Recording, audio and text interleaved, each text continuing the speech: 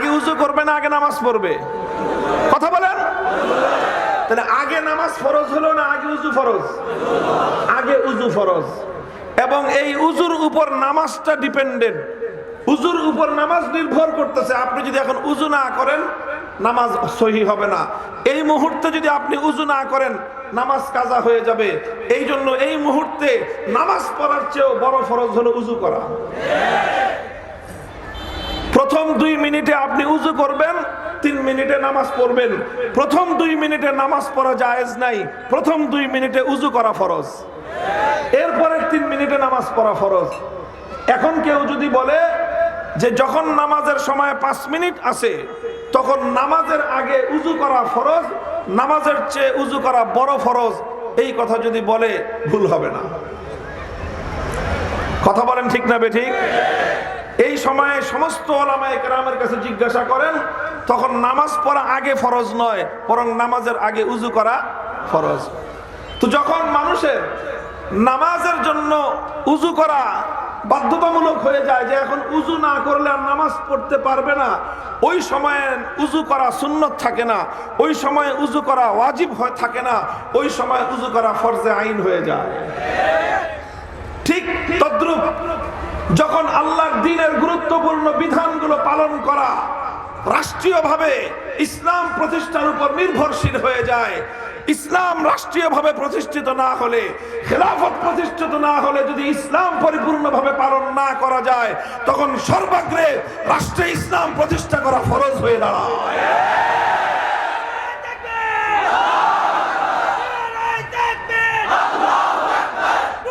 শরীয়তের খুব গুরুত্বপূর্ণ একটা বিষয়, সেটা হলো ইসলামী হুকুমত প্রতিষ্ঠা করা।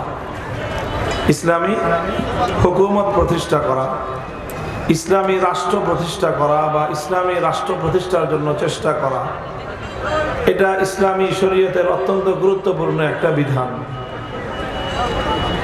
এই বিধানের ব্যাপারে আমাদের একেবারে নিকটতম বুজুর্গ, আমাদের সকলের, বাংলাদেশের সকল ধর্মপ্রাণ মানুষের মাথার মুকুট, চোখের মণি, আমির শরীয়ত হযরত হাফিজ হুজুর রহমতুল্লাহ আলাইহি, তিনি বাংলাদেশের স্বাধীনতা পরবর্তী বাংলাদেশে ইসলামী রাষ্ট্র প্রতিষ্ঠার আওয়াজকে যতটা বলিষ্ঠভাবে বাংলাদেশে উচ্চারণ করেছেন এবং তার আওয়াজ বাংলাদেশের জাহিলি ব্যবস্থাকে যত সজোরে আঘাত করেছে, আর কারো দ্বারা এতটা প্রবল আঘাত দেওয়া সম্ভব হয়নি। হাফিজ হুজুর রহমতুল্লাহ আলাইহির একটা কথা আমরা বহুবার শুনেছি। তিনি বলতেন যে খেলাফত প্রতিষ্ঠার সংগ্রাম করা এটা আহাম্মুল ফারায়েজ। কি বলতেন? আপনারা কি বোবা? কথা বলেন না কেন? হ্যাঁ, মামুনুল হকের আওয়াজ শুনবেন খালি চুপ করে। হাফিজ হুজুর কি বলতেন? আহাম্মুল ফারায়েজ বলেন। তিনি খেলাফত প্রতিষ্ঠার ডাক দিয়েছিলেন, আরেকটা ডাক দিয়েছিলেন তওবার রাজনীতি। কিসের রাজনীতি? হাফিজ হুজুর নিজেকে, নিজের রাজনীতিকে নাম দিয়েছিলেন, আমার রাজনীতি হলো তওবার রাজনীতি। বাংলাদেশের রাজনীতিতে একটা আমূল পরিবর্তনের আওয়াজ তুলেছিলেন হাফিজ হুজুর রহমতুল্লাহ আলাইহি। তো হাফিজ হুজুর রহমতুল্লাহ আলাইহি বাংলাদেশের রাজনীতিতে আবির্ভূত হয়ে 2টা শব্দ নতুন ভাবে বাংলাদেশের মানুষের সামনে উপস্থাপন করেছেন। একটা হলো তওবার রাজনীতি, আর একটা হলো যে খেলাফত প্রতিষ্ঠার জন্য সংগ্রাম করা, এটা কি বললাম? আহাম্মুল ফারায়েজ। কি বলেছি? আহাম্মুল ফারায়েজ। আহাম্মুল ফারায়েজের অর্থ হলো সবচেয়ে গুরুত্বপূর্ণ ফরজ। স্বাভাবিকভাবে এখানে প্রশ্ন উঠতে পারে যে খেলাফত প্রতিষ্ঠার সংগ্রাম করা সবচেয়ে গুরুত্বপূর্ণ ফরজ হয় কিভাবে, অথচ ইসলামের যে গুরুত্বপূর্ণ যেই সকল ফরজ বিধানগুলো, ঈমানের পরে ইসলামের 4 খুঁটি কি কি? নামাজ, রোজা, হজ, যাকাত। সেখানে তো খেলাফত প্রতিষ্ঠার কথা নাই। তাহলে নামাজ, রোজা, হজ, যাকাতের চেয়েও কি খেলাফত প্রতিষ্ঠার সংগ্রামটা বেশি গুরুত্বপূর্ণ হয়ে গেল? প্রশ্ন আসতে পারে কি পারে না? যদি বেশি গুরুত্বপূর্ণ না হয়ে থাকে তাহলে এটা আহাম্মুল ফারায়েজ হইল কিভাবে? এই হলো প্রশ্ন। কথা বুঝেছেন? প্রশ্ন বুঝেছেন? আসসুআলু নিসফুল ইলম, আসসুআলু ইলমের অর্ধেক হলো প্রশ্ন বুঝা, বাকি অর্ধেক হলো উত্তর বুঝা। যারা প্রশ্ন না বুঝবে তারা কোনোদিন পরীক্ষায় ভালো নম্বর পাবে না। যত ভালো পড়াশোনা করুক, প্রশ্ন যদি না বুঝে পরীক্ষায় ভালো মার্ক করার কোনো সম্ভাবনাই নাই। এই জন্য প্রশ্নটা বুঝতে হবে এখানে, যে এই ইসলামের 5 বুনিয়াদের মধ্যে, ইসলামের আরকানে খামসা এর মধ্যে তো খেলাফত প্রতিষ্ঠার সংগ্রাম করা নাই, খেলাফত প্রতিষ্ঠার জন্য চেষ্টা করা এই কথা তো নাই। তাহলে হুজুর এই কথা কোত্থেকে বললেন যে খেলাফত প্রতিষ্ঠার চেষ্টা করা আহাম্মুল ফারায়েজ, সবচেয়ে গুরুত্বপূর্ণ ফরজ? এই কথা উনি কোত্থেকে বললেন? প্রশ্ন বুঝেছেন? এবার প্রশ্নের জবাব বুঝেন। জবাবটা হলো এই যে অবশ্যই ইসলামের 5 বুনিয়াদের মধ্যে নামাজ, রোজা, হজ, যাকাত 4টা হলো ইবাদত, আর একটা হলো ঈমান। একটা হলো ঈমান আর 4টা হলো আমল। নিশ্চিতভাবেই এই 4টা আমল ইসলামের মধ্যে সবচেয়ে গুরুত্বপূর্ণ আমল। তবে খেলাফত প্রতিষ্ঠাকে আহাম্মুল ফারায়েজ হুজুর এই অর্থে বলেছেন, এই হিসাবে বলেছেন যে যদি খেলাফত প্রতিষ্ঠা না করা যায় তাহলে পরিপূর্ণ শুদ্ধভাবে নামাজ পড়া যায় না, পরিপূর্ণ শুদ্ধভাবে যাকাত আদায় হয় না, পরিপূর্ণ ভালোভাবে শুদ্ধভাবে ঈমান নিয়েও চলা যায় না। কাজেই ঈমান, নামাজ, রোজা, হজ, যাকাত, মুমিনের প্রত্যেকটা আমল এটা পরিপূর্ণভাবে সুনিপুণভাবে আদায় হওয়াটা নির্ভর করে খেলাফত প্রতিষ্ঠার উপরে। তো সবগুলো আমল যেই জিনিসটার উপর নির্ভর করে, সেই জিনিসটা না হলে প্রত্যেকটা আমলের মধ্যেই ত্রুটি থেকে যায়। এই জন্য মাদ্রাসার ছাত্ররা জানেন, মা ইয়াতাওয়াক্কাফু আলাইহিল ফারায়েজ হুয়া আইযান ফরজুন। যেই জিনিসের উপর ফরজ ডিপেন্ডেড হয়, ফরজটা যেই জিনিসের উপর নির্ভর হয় সেই জিনিসটাও ফরজ হয়। আচ্ছা বলেন, নামাজের এমনে উযু করা স্বাভাবিক হিসেবে ইসলামী শরীয়তের মধ্যে উযু করা কি ফরজ? কেউ বলতে পারবে যে উযু করা ফরজ? উযু করা কিন্তু কি না, ফরজ না। উযু করা ফরজ না। এখন ধরে নেন আপনি মাগরিবের ওয়াক্তে আছেন, মাগরিবের নামাজের সময় আছে আর মাত্র 5 মিনিট। কয় মিনিট? আপনার উযু নাই। আপনার কি নাই? এখন সময় আছে কয় মিনিট? 5 মিনিটকে যদি আপনি মাগরিবের নামাজ আদায় করার জন্য কাজে লাগাইতে চান বেউযু অবস্থায়, তাহলে আপনি কিভাবে নামাজটা আদায় করবেন বলেন তো? কে বলছে তাই? আজ এটা কথা কোন খালি পানি থাকা অবস্থায় কোনোভাবে তায়াম্মুম করা জায়েজ আছে? সময় যতই সংকীর্ণ হোক, সময়ের সংকীর্ণতার কারণে তায়াম্মুম জায়েজ হয় না। উযু করেই নামাজ পড়তে হবে। কথা বলেন ঠিক না বেঠিক? হাতে সময় আছে কয় মিনিট? কি কি করতে হবে? নামাজ পড়তে হবে। নামাজ পড়ার জন্য শর্ত হলো পবিত্রতা অর্জন করতে হবে। নামাজের জন্য শর্ত কি? পবিত্রতা অর্জন করতে হবে। উযু ছাড়া নামাজ পড়া যাবে? এখন নামাজ পড়া যেহেতু ফরজ আর উযু ছাড়া নামাজ পড়া যাবে না, এই জন্য এই মুহূর্তে উযু করাও ফরজ। যখন নামাজের এতটুকু ওয়াক্ত থাকে, যেই ওয়াক্তের মধ্যে এই এখন উযু করে নামাজ না পড়লে নামাজ কাজা হয়ে যাওয়ার সম্ভাবনা থাকে, ওই মুহূর্তে উযু করা ফরজ হয়ে যায়। আচ্ছা বলেন, যখন 5 মিনিট আছে তখন আগে নামাজ পড়া ফরজ না আগে উযু করা ফরজ? কয় বলে আগে বলে নামাজ পড়া ফরজ। আগে নামাজ পড়ে তারপরে উযু করবে নাকি? আগে টয়লেট ছেড়ে তারপরে পানি খরচ করবে? হ্যাঁ, আগে উযু করবে না আগে নামাজ পড়বে? কথা বলেন। তাহলে আগে নামাজ ফরজ হলো না আগে উযু ফরজ? আগে উযু ফরজ। এবং এই উযুর উপর নামাজটা ডিপেন্ডেন্ট, উযুর উপর নামাজ নির্ভর করতেছে। আপনি যদি এখন উযু না করেন নামাজ সহিহ হবে না। এই মুহূর্তে যদি আপনি উযু না করেন নামাজ কাজা হয়ে যাবে। এই জন্য এই মুহূর্তে নামাজ পড়ার চেয়েও বড় ফরজ হলো উযু করা। প্রথম 2 মিনিটে আপনি উযু করবেন, 3 মিনিটে নামাজ পড়বেন। প্রথম 2 মিনিটে নামাজ পড়া জায়েজ নাই, প্রথম 2 মিনিটে উযু করা ফরজ, এরপরে 3 মিনিটে নামাজ পড়া ফরজ। এখন কেউ যদি বলে যে যখন নামাজের সময় 5 মিনিট আছে তখন নামাজের আগে উযু করা ফরজ, নামাজের চেয়ে উযু করা বড় ফরজ, এই কথা যদি বলে ভুল হবে না। কথা বলেন ঠিক না বেঠিক? এই সময়ে সমস্ত উলামায়ে কেরামের কাছে জিজ্ঞাসা করেন, তখন নামাজ পড়া আগে ফরজ নয়, বরং নামাজের আগে উযু করা ফরজ। তো যখন মানুষের নামাজের জন্য উযু করা বাধ্যতামূলক হয়ে যায়, যে এখন উযু না করলে আর নামাজ পড়তে পারবে না, ওই সময়ে উযু করা সুন্নত থাকে না, ওই সময়ে উযু করা ওয়াজিব থাকে না, ওই সময় উযু করা ফরজে আইন হয়ে যায়। ঠিক তদ্রূপ যখন আল্লাহর দ্বীনের গুরুত্বপূর্ণ বিধানগুলো পালন করা রাষ্ট্রীয়ভাবে ইসলাম প্রতিষ্ঠার উপর নির্ভরশীল হয়ে যায়, ইসলাম রাষ্ট্রীয়ভাবে প্রতিষ্ঠিত না হলে, খেলাফত প্রতিষ্ঠিত না হলে যদি ইসলাম পরিপূর্ণভাবে পালন না করা যায়, তখন সর্বাগ্রে রাষ্ট্রে ইসলাম প্রতিষ্ঠা করা ফরজ হয়ে দাঁড়ায়।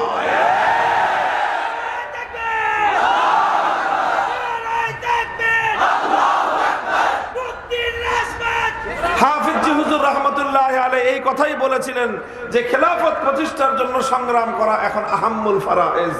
কারণ এই ফরজ আদায় না করার কারণে ইমানের মধ্যে ত্রুটি থাকতেছে, এই ফরজ আদায় না করার কারণে নামাজের মধ্যে ত্রুটি থাকতেছে, এই ফরজ আদায় না করার কারণে যাকাতের মধ্যে ত্রুটি থাকতেছে, এই ফরজ আদায় না করার কারণে শরীয়তের অসংখ্য বিধানের মধ্যে ত্রুটি থেকে যাচ্ছে। বলবেন কেমনে ত্রুটি থেকে যাচ্ছে? কেমনে ত্রুটি থেকে যাচ্ছে? এই প্রশ্নের জবাব দেই। কেমনে ত্রুটি থাকতেছে? শুরু করতেছি ইমান থেকে, যে ইমানের মধ্যে কেমনে ত্রুটি থাকতেছে সেই কথা থেকে শুরু করি। বুঝেন কথা? মাদ্রাসার ছাত্ররা এই কথাটা তোমাদের ইলমের আলোকে, শরীয়তের মাসলার আলোকে, ফিকহের উসুলের আলোকে তোমরা বুঝো যে কেমনে ইসলামী রাষ্ট্র প্রতিষ্ঠা না করলে অথবা ইসলামী রাষ্ট্র প্রতিষ্ঠা করতে না পারলে ইমানের মধ্যে কেমনে ত্রুটি থাকতেছে সেই কথা বুঝো। এই কথা বুঝার জন্য আমি একটা প্রশ্ন করব এই মজমার উদ্দেশ্যে।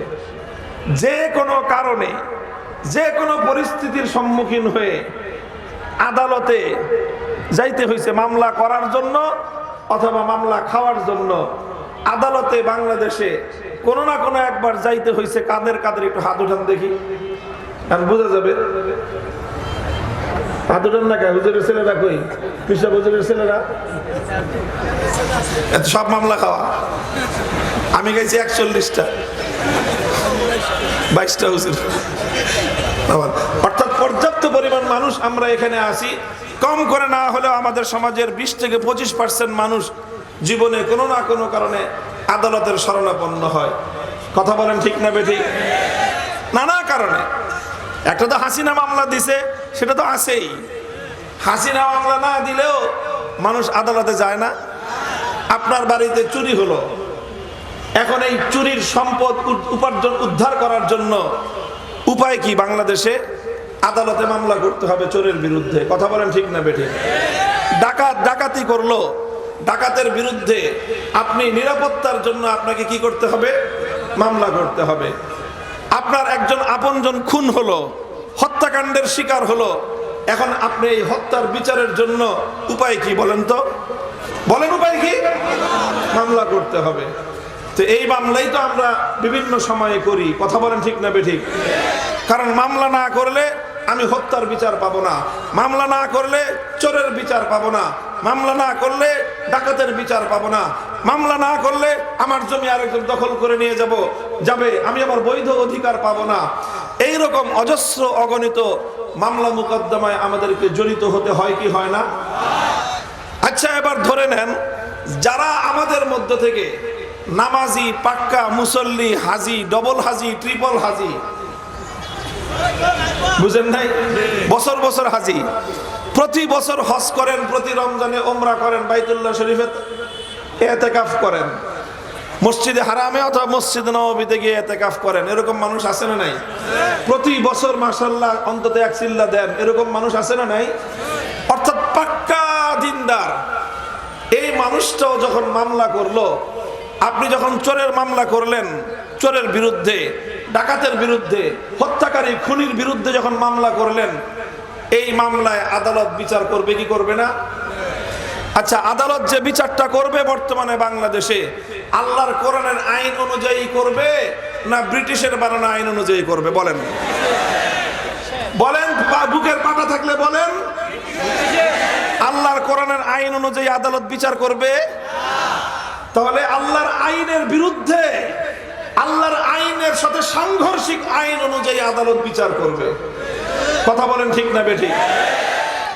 আচ্ছা, এই কথাটুক মনে রাখেন, এই কথাটুক মনে রাখেন। এরপরে আরেকটা প্রশ্ন শুনেন, জবাব আপনারা দিবেন। কোন ব্যক্তি যদি, এই আগের কথা ভুলে যান, এখন আমার এই প্রশ্নের জবাব দেন। কোন মানুষ যদি আল্লাহর আইনকে বাদ দিয়ে কোন মানুষের বানানো আইনের কাছে বিচার চাইতে যায়, আল্লাহর আইন অনুযায়ী সে বিচার চায় না, সে মানুষের বানানো আল্লাহর আইনের বাইরের, আল্লাহর আইনের বিরুদ্ধে আইন, যেই আইন, সেই আইন অনুযায়ী যদি কোনো ব্যক্তি বিচার চাইতে যায়, এবার তার ব্যাপারে যদি কেউ মাসআলা জিজ্ঞাসা করে, তার ঈমান আছে না নাই? আপনারা কি জবাব দিবেন? আমি কি জবাব দিব সেটা বড় কথা না, আল্লাহর কোরআন কি জবাব দিবে সেটা বড় কথা। আলাম তারা ইলাল্লাযীনা ইয়াজউমুনা আন্নাহুম আমানু বিমা উনজিলা ইলাইকা ওয়া মা উনজিলা মিন ক্বাবলিক ইউরিদুনা আন ইয়াতাহাকামু ইলাত তাগুতি ওয়া ক্বাদ উমিরু আন ইয়াকফুরু বিহি ওয়া ইউরিদুশ শাইতানু আন ইউদিল্লাহুম দালালাম বাঈদা। আল্লাহ বলতেছেন, আল্লাহ নিজে কোরআনে পাকের সূরাতুন নিসার 60 নম্বর আয়াত খুলে দেখেন। আল্লাহ বলতেছেন, দেখো আশ্চর্যজনক একটা কথা। কে বলতেছেন? আরে আশ্চর্যজনক কথা কে বলতেছেন? আল্লাহ এই কথাটাকে আশ্চর্যজনক বলে আখ্যায়িত করতেছেন যে এমন কিছু মানুষ আছে দাবি করে ইমানদার, অথচ তারা আল্লাহর আইন বাদ দিয়ে মানুষের বানানো আইনের কাছে বিচার চাইতে যায়। এই আয়াতের স্পষ্ট মর্ম ব্যাখ্যা না, এই আয়াতের মেসেজ হলো এই, যারা আল্লাহর আইন বাদ দিয়ে কোন মানুষের বানানো আইনের কাছে বিচার চাইতে যাবে, তারা অন্য যে কোনো কিছু হতে পারে, হাজি গাজী পাজি হতে পারে, ইমানদার হতে পারে না। আল্লাহর আইনের বাইরে কোন গায়রুল্লাহর আইনের কাছে বিচার চাওয়া স্পষ্ট কুফর। এটা আমি বললাম, এই মাসলাটা, এটার আগে পরে অন্য কোনো কথা লাগায়েন না। দুনিয়া, বাংলাদেশ না, সারা দুনিয়া থেকে কোনো মুফতি সাহেব, কোনো আলেম আনেন যে এই কথার সাথে দ্বিমত করবে। আমি তো একটা মাদ্রাসার, উল্লেখযোগ্য মাদ্রাসার, যেই মজলিসে অনেক বড় বড় উলামায়ে কেরাম আছেন, তাদের উপস্থিতিতে কথা বলছি। যদি ভুল হয়ে থাকে তাহলে সর্বপ্রথম আমি সংশোধন করে নিব, এবং আমি আজকের পর থেকে প্রত্যেকটা মাহফিলে সেই সংশোধনী আলোচনা করব। আবার বলছি যে আল্লাহর আইন বাদ দিয়ে, আল্লাহর আইনের বাইরে অন্য কোন গায়রুল্লাহর আইনের কাছে যদি কেউ বিচার চাইতে যায়, তাহলে এটা কুফরি কাজ। বুঝতে পারছেন কথা? এবার ওই আগের কথায় ফিরে আসেন। আপনারা যারা বিচার চাইতে গেলেন, চোরের শাস্তির বিচার, আপনি যার কাছে বিচার চাইতে গেছেন, যে আদালতের কাছে, সে আল্লাহর কোরআন অনুযায়ী বিচার করে দিবে। আপনি যার কাছে ডাকাতির বিচার চাইতে গেছেন, সে ডাকাতের বিচার আল্লাহর আইন অনুযায়ী করে দিবে। আপনি যার কাছে হত্যার বিচার চাইতে গেছেন, সে খুনের বিচার আল্লাহর আইন অনুযায়ী করে দিবে। তাহলে সে কার আইন অনুযায়ী? কি জোরে বলেন, মূল বাধা কি? মূল বাধা হলো রাষ্ট্রের সংবিধান। আমরা রাষ্ট্রের অধীনে বসবাস করি, আর এ কারণে ইচ্ছায় হোক অনিচ্ছা হোক আমাদেরকে সংবিধানের অধীনেই থাকতে হয়। আর এই কারণেই সাংবিধানিকভাবে বাধ্য হওয়ার কারণে চাইলেও আমরা পরিপূর্ণ ঈমানের উপর চলতে পারি না। একান্ত ইচ্ছা থাকলেও আমরা আল্লাহর আইন অনুযায়ী বিচার চাইতে পারি না। একান্ত ইচ্ছা থাকা সত্ত্বেও আমরা সব কিছুর বিচার কোরআনের আইন অনুযায়ী চাইতে পারি না। এটাই হলো আমাদের ঈমানের ত্রুটি। এটাই হলো ইমানের ত্রুটি। কথা বলেন ঠিক না বেঠিক? সুতরাং যেই জমিনের মধ্যে আল্লাহর আইন বাস্তবায়ন নাই, যেই জমিনের মধ্যে কোরআনের আইন বাস্তবায়ন নাই, যেই জমিনের মধ্যে আল্লাহর বিধান বাস্তবায়ন নাই, সেই জমিনের মধ্যে আল্লাহর কোন বান্দা ইচ্ছা করলেও পরিপূর্ণভাবে ঈমান এবং ইসলাম নিয়ে থাকতে পারে না।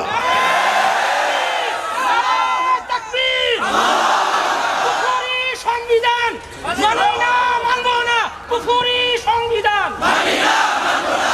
নারে তাকবীর, আল্লাহু আকবার, উলামায়ে দেওবন্দ জিন্দাবাদ, জিন্দাবাদ। বলবেন সমস্যার সমাধান কি? সমস্যার সমাধান একটাই, যেই সংবিধান আমাদেরকে কুফরির পথে যেতে বাধ্য করে সেই সংবিধান পরিবর্তন করো। যে রাষ্ট্র ব্যবস্থা আমাদেরকে গায়রুল্লাহর আইনের কাছে যেতে বাধ্য করে সে রাষ্ট্রের ব্যবস্থা পরিবর্তন করো। সেটা আগে করতে পারলে তাহলে ইনশাআল্লাহ সমস্ত বিধিবিধানই আমরা সুন্দরভাবে পালন করতে পারবো। আর এই কথাটাই আল্লাহর কোরআনে আল্লাহ বলেছেন, আল্লাযীনা ইম্মাক্কান্নাহুম ফিল আরদি আকামুস সালাতা ওয়া আতাউয যাকাতা ওয়া আমারু বিল মা'রুফি ওয়া নাহাউ আনিল মুনকার। ইসলামী রাষ্ট্র প্রতিষ্ঠা এই জন্য প্রয়োজন কারণ ইসলামী রাষ্ট্র প্রতিষ্ঠা হলে প্রত্যেকটা নাগরিক ঈমান নিয়ে বাঁচতে পারবে। ইসলামী রাষ্ট্র প্রতিষ্ঠা এজন্যই প্রয়োজন, ইসলামী রাষ্ট্র প্রতিষ্ঠা হলে সমাজের মধ্যে নামাজের বিধান পূর্ণাঙ্গভাবে কায়েম হবে। ইসলামী রাষ্ট্র প্রতিষ্ঠা এজন্যই প্রয়োজন, ইসলামী রাষ্ট্র প্রতিষ্ঠা হলে যাকাতের বিধান শতভাগ বাস্তবায়িত হবে। ইসলামী রাষ্ট্র প্রতিষ্ঠা এজন্যই প্রয়োজন, ইসলামী রাষ্ট্র প্রতিষ্ঠা না হলে ঈমান নিয়ে পরিপূর্ণ বাঁচা যায় না।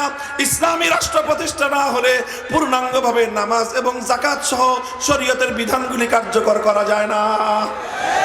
এই কারণে হাফিজ হুজুর বলেছেন যে রাষ্ট্র প্রতিষ্ঠা না হলে পূর্ণাঙ্গ নামাজের বিধান কায়েম হয় না, যে রাষ্ট্র প্রতিষ্ঠা না হলে যাকাতের বিধান পূর্ণাঙ্গ কায়েম হয় না, যে রাষ্ট্র প্রতিষ্ঠা না হলে পরিপূর্ণ ঈমান নিয়ে বাঁচা যায় না। সব কিছুর আগে এজন্যই রাষ্ট্র ইসলাম অনুযায়ী নতুন ভাবে প্রতিষ্ঠা করা আহাম্মুল ফারায়েজ।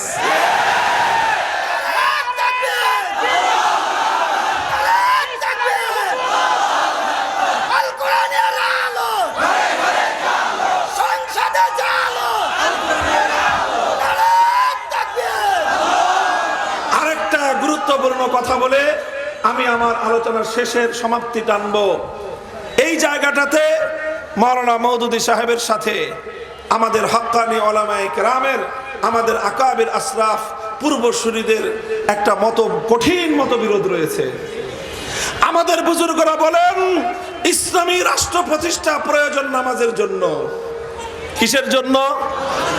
আমাদের বুজুর্গরা, আমাদের আকাবিররা, হক্কানি উলামারা বলেন ইসলামী রাষ্ট্র প্রতিষ্ঠা প্রয়োজন কারণ রাষ্ট্র প্রতিষ্ঠা না হলে যাকাত পরিপূর্ণভাবে আদায় করা যায় না। যাকাতের জন্য ইসলামী রাষ্ট্রের প্রয়োজন, নামাজের জন্য ইসলামী রাষ্ট্রের প্রয়োজন, ঈমানের জন্য ইসলামী রাষ্ট্রের প্রয়োজন। মওদুদী সাহেব এই জায়গায় ভুল করেছেন। তিনি বলেছেন নামাজ কেন পড়বা? যে নামাজ পড়লে ট্রেনিং হবে, ট্রেনিং নিয়ে রাষ্ট্র প্রতিষ্ঠা করবা। যাকাত কেন দিবা? যাকাত দিয়ে অর্থনীতি বাইতুল মাল শক্তিশালী হবে, এবার শক্তিশালী বাইতুল মাল নিয়ে রাষ্ট্র প্রতিষ্ঠা সংগ্রাম করবা। রোজা কেন রাখবা? কারণ রোজা রাখলে তোমার না খেয়ে থাকার সংগ্রাম করবার, সাধনা করবার, চেষ্টা করবার, কষ্ট স্বীকার করার মেহনত হবে, প্রশিক্ষণ হবে, কষ্ট করে তুমি এবার ইসলামী রাষ্ট্র প্রতিষ্ঠার জন্য সংগ্রাম করতে পারবা। উনি উল্টায় দিছেন। কি করে দিছেন? উনি উল্টায় দিছেন কথাটা যে নামাজ, রোজা, যাকাত এই সমস্ত বিধানগুলি পালন করলে রাষ্ট্র প্রতিষ্ঠার সংগ্রাম ভালো করে করা যায়। আর আসল কথা হলো যে রাষ্ট্র প্রতিষ্ঠা করতে পারলে, ইসলামী রাষ্ট্র প্রতিষ্ঠা করতে পারলে নামাজ, রোজা, হজ, যাকাত ভালো করে করা যায়। কথাটা বুঝেন নাই? উনি বলতেছেন কি যে নামাজ, রোজা, হজ, যাকাত ঠিক মতো আদায় করলে রাষ্ট্র প্রতিষ্ঠা করা যায়। আমরা বলতেছি, ইসলাম বলতেছে না, কথাটা এরকম না, উল্টা হয়ে গেল। কথাটা হলো এই, ইসলামী রাষ্ট্র প্রতিষ্ঠা করা গেলে নামাজ, রোজা, হজ, যাকাত পূর্ণাঙ্গভাবে বাস্তবায়ন করা যায়। কথা বলেন ঠিক না বেঠিক? এটা ওনার ভুল। এই ভুলটা মানুষ ভুল করে, কোন মানুষ অনেকেই ভুল করে, উনি মারাত্মক একটা ভুল এই জায়গায় করেছেন। ওনার ভুলটাকে ভুল বলা, ওনার ভুলটাকে ভুল হিসেবে মেনে নেওয়া, এটাই হলো যুক্তিযুক্ত কথা। মুহতারাম হাজিরিন, আমি আমার কথা আলোচনার শেষ দিকে নিয়ে যাচ্ছি। হাফিজ হুজুর রাহমাতুল্লাহ আলাইহি যে কথা বলেছেন, রাজনীতিতে তিনি নবীন ছিলেন, কিন্তু কথাটা বলছেন অনেক অভিজ্ঞতাপূর্ণ কথা। মওদুদী সাহেব উনি রাজনীতিতে অনেক প্রবীণ ছিলেন, শরীয়তের ব্যাখ্যা দিতে গিয়ে এসে উনি ভুল করে ফেলেছেন। এই জন্য আমরা হাফিজ হুজুরের কথাটাই বলি। আমরা কথা বলি না যে রাষ্ট্র প্রতিষ্ঠার জন্য নামাজের প্রয়োজন, কথা বলি না ইসলামী রাষ্ট্র প্রতিষ্ঠার জন্য যাকাতের বিধান, আমরা কথা বলি না যে ইসলামী রাষ্ট্র প্রতিষ্ঠার জন্য রোজা রাখার বিধান, বরং আমরা বলি রোজার জন্য ইসলামী রাষ্ট্র প্রতিষ্ঠার প্রয়োজন। আমরা বলি যাকাতের বিধান পূর্ণাঙ্গ প্রতিষ্ঠার জন্য ইসলামী রাষ্ট্র প্রতিষ্ঠার প্রয়োজন। নামাজের বিধান শতভাগ পূর্ণাঙ্গভাবে বাস্তবায়নের জন্য ইসলামী রাষ্ট্র প্রতিষ্ঠার প্রয়োজন। প্রত্যেকটা নাগরিক ঈমান নিয়ে পরিপূর্ণভাবে মাথা উঁচু করে বাঁচবার জন্য ইসলামী রাষ্ট্র প্রতিষ্ঠার প্রয়োজন। ইসলামের অপব্যাখ্যা মুহতারাম হাজিরিন, কাজেই কথাটা বুঝেন, ইসলামী রাষ্ট্র প্রতিষ্ঠার চেষ্টা করা এটা শুধু জামাতে ইসলামের কাজ না। আলেম ওলামারা এই কাজ ঐতিহ্যগতভাবে করে আসছে, এই কাজ আমাদেরকে আরো শক্তিশালীভাবে করতে হবে। বাংলাদেশের মাটি প্রমাণ হচ্ছে এটা এখন যে মাটি একটা বিপ্লবের জন্য উর্বর হয়ে উঠতেছে। কথা বলেন ঠিক না বেঠিক? মাটি কিন্তু সবসময় চাষাবাদের জন্য উর্বর থাকে না। একটা সময় মাটি চাষাবাদের জন্য উর্বর হয়ে যায়, তখন সেই মাটিতে চাষাবাদ করতে হয়। তখন যদি আপনি সেই মাটিতে চাষ না করেন, আপনার বৃষ্টির মৌসুম চলে গেল, চাষাবাদের মৌসুম চলে গেল, তারপরে ঘুম ভাঙলো আপনার, তারপরে মাঠে এসে দেখবেন যে সব মাঠের ফসল কেটে মানুষ বাড়ি ঘরে গিয়ে নাক ডেকে ঘুমাচ্ছে। এখন আপনি আসছেন লাঙল নিয়ে, জোয়াল নিয়ে, মাঠ খোঁচাইতে পারবেন, ফসল ফলাইতে পারবেন না। 2024 সালের জুলাই এবং আগস্টের বিপ্লবের মধ্য দিয়ে বাংলার মাটি বিপ্লবের জন্য উর্বর হয়ে উঠেছে। এই মাটিতে এখন ইসলামের বিপ্লবের চাষাবাদ করতে হবে। এই আওয়াজ এখনই তুলতে হবে, কুফরি সংবিধান আর মানব না আমরা।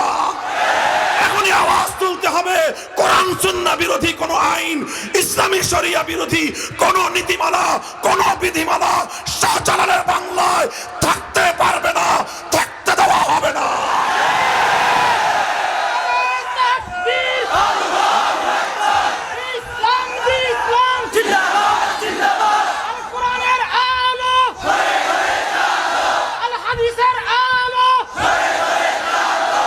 কোরআন সুন্নাহ বিরোধী কোন আইন মুসলমানদের এই জমিনে চলতে পারে না। কথা বলেন ঠিক না বেঠিক? ইসলাম বিরোধী কোন আইন দ্বারা আমরা আর শাসিত হতে চাই না। এবার এই ইমানের দাবি নিয়ে, ইমানের দাবি আদায় করবার জন্য যদি ত্যাগ আর কোরবানি লাগে করবেন তো? যদি মাথার ঘাম পায়ে ফেলতে হয় ফেলবেন তো? চোখের অশ্রু ছেড়ে আল্লাহর কাছ থেকে সাহায্য চাইতে হলে আল্লাহর কাছে জায়নামাজে দাঁড়িয়ে সিজদায় লুটিয়ে আল্লাহর সাহায্য চাইবেন তো? আর এরপরে যদি প্রয়োজন হয় আবু সাঈদদের মতো ইসলাম বিরোধীদের বুলেটের সামনে বুক পেতে দিয়ে শাহাদাতের রক্ত দেওয়ার জন্য শহীদ ঈদগাহে জমায়েত হতে হয়, সেই ইসলামী রাষ্ট্র প্রতিষ্ঠার আল কোরআনের রাজ কায়েম করবার জন্য শহীদ ঈদগাহে রক্ত দেওয়ার জন্য কারা যাব শপথ গ্রহণ করো।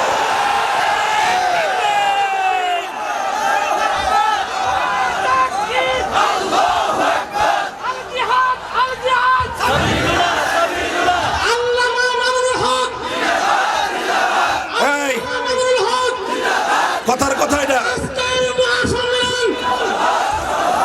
এগুলা কি শুধু কথার কথা না শপথ? বলেন, এটা অঙ্গীকার, শুধু কথা না অঙ্গীকার। এই অঙ্গীকার কার সাথে? বলেন কার সাথে? অঙ্গীকার রক্ষা করবা না ভাঙবা? ইনশাআল্লাহ আল্লাহ কবুল করেন, তৌফিক দান করেন। আল্লাহ আমাদেরকে আমাদের এই মাতৃভূমি, এই জন্মভূমি, আমাদের এই ভূখণ্ড, শাহজালালের এই ভূখণ্ড, হাজী শরীয়তুল্লাহর এই ভূখণ্ড, হযরত হাফিজ হুজুরের এই ভূখণ্ডকে আল্লাহ তার কোরআনের শাসন অনুযায়ী, তার আল্লাহর দেওয়ার বিধান অনুযায়ী, নিজামে শরীয়ত অনুযায়ী মুসলমানদের জন্য একটি ইসলামী হুকুমত প্রতিষ্ঠার জন্য আল্লাহ আমাদের সকলকে তৌফিক দান করেন। এজন্যই আমরা বলি হয়তো খেলাফত, হয়তো খেলাফত, আল্লাহ কবুল করেন। ওয়া আখিরু দাওয়ানা আলহামদুলিল্লাহি রাব্বিল আলামিন। আসসালামু আলাইকুম ওয়া রাহমাতুল্লাহ।